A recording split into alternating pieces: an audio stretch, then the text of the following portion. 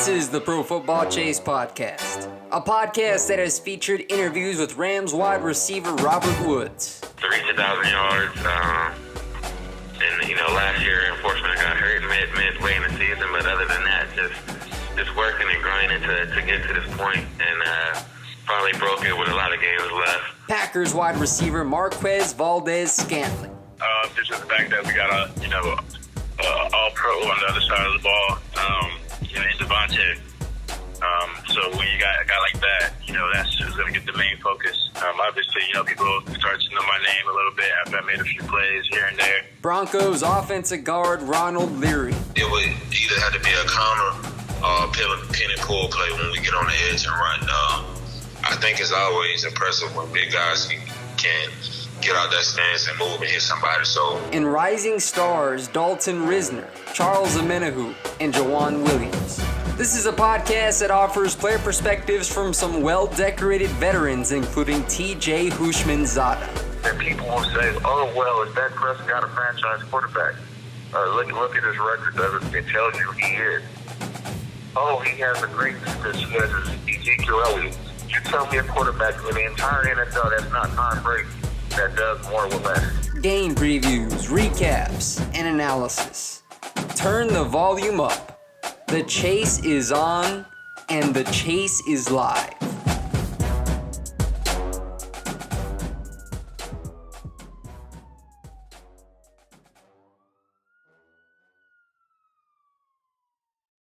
Good afternoon, everybody, and welcome into the Pro Football Chase podcast. It's Isaac Signs with you, and joining me for an interview today is Bills defensive tackle Jordan Phillips. Phillips was selected by the Dolphins in the second round of the 2015 NFL Draft out of Oklahoma. He has recorded 92 total tackles, 9.5 sacks, 20 tackles for loss, 1 fumble recovery, and 1 INT through 65 career games and 26 starts. So Jordan, thanks again for joining me. How are you doing? I'm good. Just enjoying my bye week home, getting away from football a little bit, seeing family and just hanging out. All right, let's get right into it. The Bills are off to a fast start, 4-1 record, second in the AFC East behind only the Patriots, who are undefeated. So what are some things that have attributed to the team's early success? We're just a tight-knit group. We play for one another. And we're just out there trying to win any way we can. Our wins haven't been pretty, but we're getting the W's, and at the end of the day, that's all that matters. Sean McDermott, who's touted as a defensive specialist, is in his third season at the helm. How do you like playing for him, and how has he crafted a winning culture in Buffalo? I mean, Sean's a great guy. He's a player's coach for sure. He definitely understands his defenses, and he puts people in the right positions to make the plays. We're not a big star-struck defense. We're just a bunch of guys out there trying to do our 1/11th, and whoever makes the plays makes the plays. You know what I mean? Nobody's out there trying to do anything spectacular. Everybody's just gap sound, and if we're all gap sound, we're gonna do what we've been doing, I guess. Jordan, the Bills' defense has been absolutely dominant this season, ranking third in total defense, third against the pass, and eighth against the run. Can you talk a little bit about the job Leslie Frazier has done with the unit and how he sets the tone in practice each week? I mean, we take each practice like it's a game, and that's the biggest difference from what I've been used to. We go out there and we practice as hard as we can. And he really makes it seem like the games are easier, He throws a bunch of different looks at us. He makes real stressful situations in practice, and we just feel really prepared for every game that we go out there. Unfortunately, Harrison Phillips was lost for the season, but the Bills still boast one of the best defensive lines in the league with you, Trent Murphy, Shaq Lawson, Jerry Hughes, Star Lutulele, and rookie Ed Oliver. What makes the unit so dominant, and what is it like playing alongside those guys? Those are all great guys. You can't forget Kyle Pecco either. He came in and stepped up right after Harrison went down, and we expected that. We didn't expect a drop off from him. He's a great player, and that's the best thing about our group. at any time. There's no drop off. Even I'm not even a starter. Ed's our starter, and between us two, it just gives us great different looks. Ed's a smaller, faster guy. I'm a bigger bruiser kind of guy, and even on the other side with Star and Kyle, they kind of play the same. And then we got Jerry, who's just a monster on the outside. We got Trent, also a monster on the outside. And then once if you think you got them figured out, you got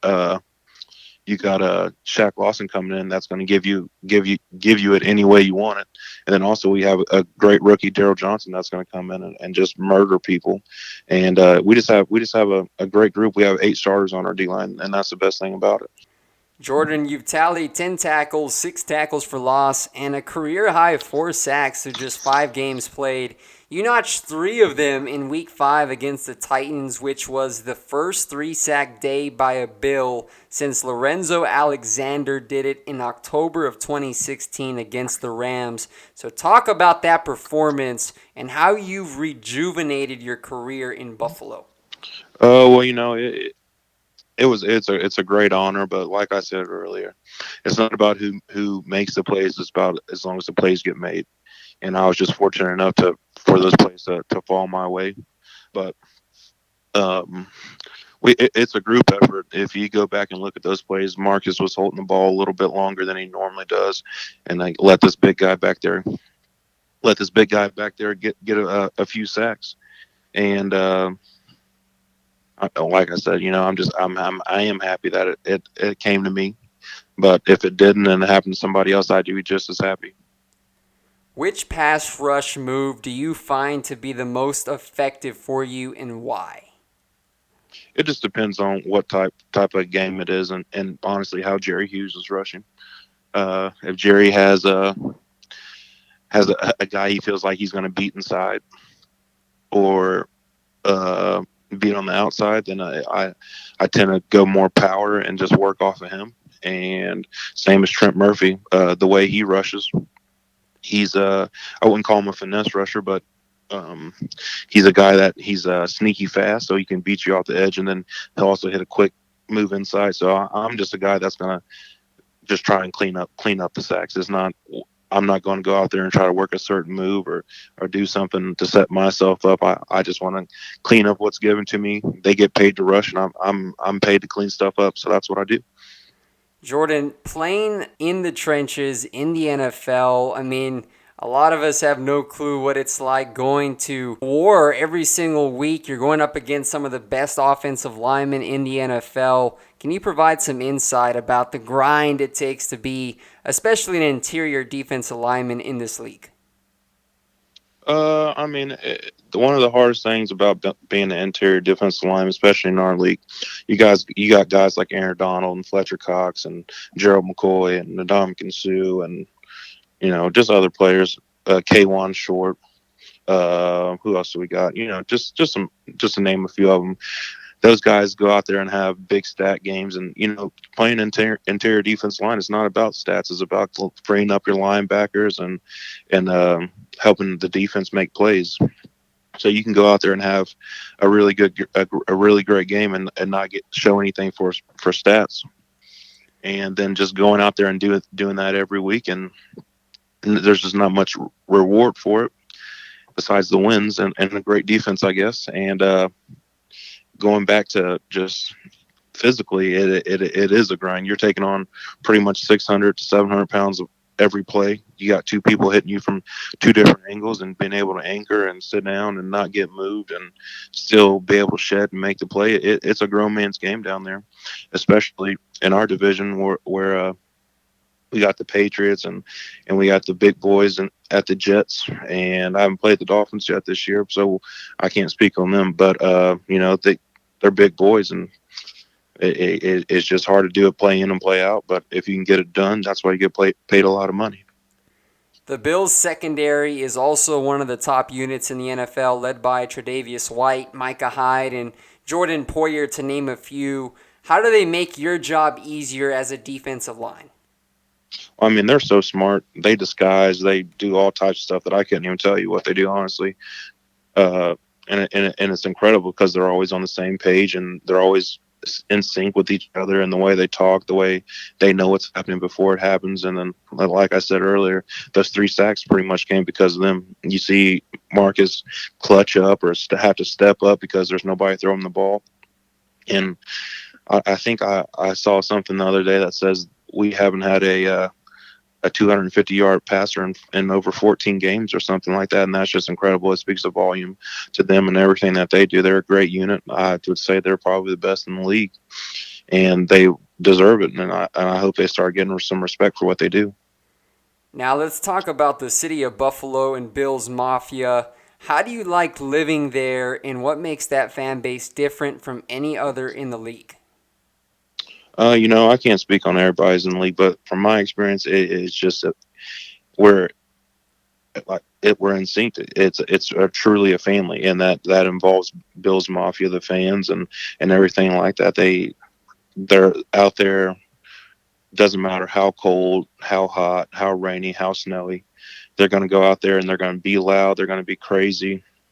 Um, they're going to be jumping through tables. They're going to be causing hell pretty much, and that energy that they give us at the game is unreal. It's like playing in college again. They're wild. They're a lot of fun to be around. And then if you see them out and somebody comes up to you, it's not anything crazy. They just want to say hi, and I really don't know how to put this, but it just really makes you want to win for the city of Buffalo and go out there and just make Buffalo proud. Jordan, I saw online and went viral. You wore some broken table themed cleats during Yes. last Sunday's game against the Titans, which is a staple of Bills Mafia. So what inspired you to sport those customized cleats, and will you be wearing those the rest of the season? No, I have some other ones being made. Shout out to Souls by Sir Marcus in South Florida. He does a great job with all the cleats. It was actually his idea, and I thought it was brilliant. He does such a good job with all that stuff, and he really brought that concept together. And I wore them the week before. Actually, I guess I just didn't play good enough for people to notice. So, but yeah, we have some things in the work, and I hope they can grab as much attention as these did. Talk a little bit about your starting quarterback, Josh Allen, as he continues to develop in this league. And he's putting up some good numbers, not only in the pass game, but as well as a runner. So how has the team responded to Josh Allen and his leadership? Well, I don't have enough time to tell you about Josh Allen. Josh Allen is a one of a kind player. He's not only a leader, but he's also a big name that is the most humble person that you'll ever be around. He's a sweetheart off the field and a monster on the field. He knows how to get you fired up. He knows how to push the buttons at practice. And the best thing about him is that he's gone. If we need to talk to him, he responds. He's a young guy, but he's a vet at the same time. He leads his team. Without him, we wouldn't be where we're at. And at the end of the day, he's a winner. It doesn't matter what you say about him. It doesn't matter good or bad. He's a winner, and that's what he's going to do. He's going to win. Up next on the schedule is the Miami Dolphins, as he talked about. You haven't played them this season. You're coming out of your bye week. I have to ask you, since that's the team that drafted you, do you have any extra motivation facing them? Honestly, I just got to keep going and doing what I have been doing.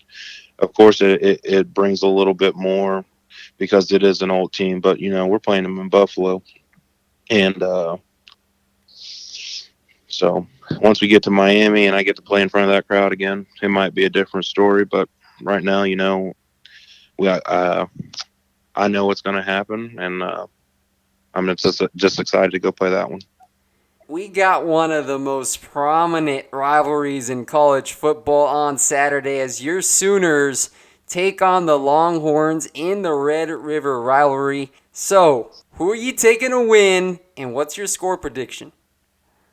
Well, the Red River has always been a game of turnovers, and we have the Heisman quarterback again this year with Jalen Hurts. So I see him doing a great job. I don't even know Texas's quarterback, and but I guess it really doesn't matter. We'll probably, I say we probably get about 3 turnovers, win by at least 3 touchdowns. So I couldn't give you an actual score, but it's going to be a blowout. The stadium's going to be all crimson and cream by the end of it. Gotcha. Well, I just thought I'd ask you since you did go to OU, so you're heavily involved in that rivalry. But Jordan, again, I appreciate you taking the time to join me for a podcast today, and I hope that you get some rest up this weekend, and I wish you nothing but the best as you continue moving forward here in 2019. All right, appreciate it. Thank you. Have a great day. All right, you too.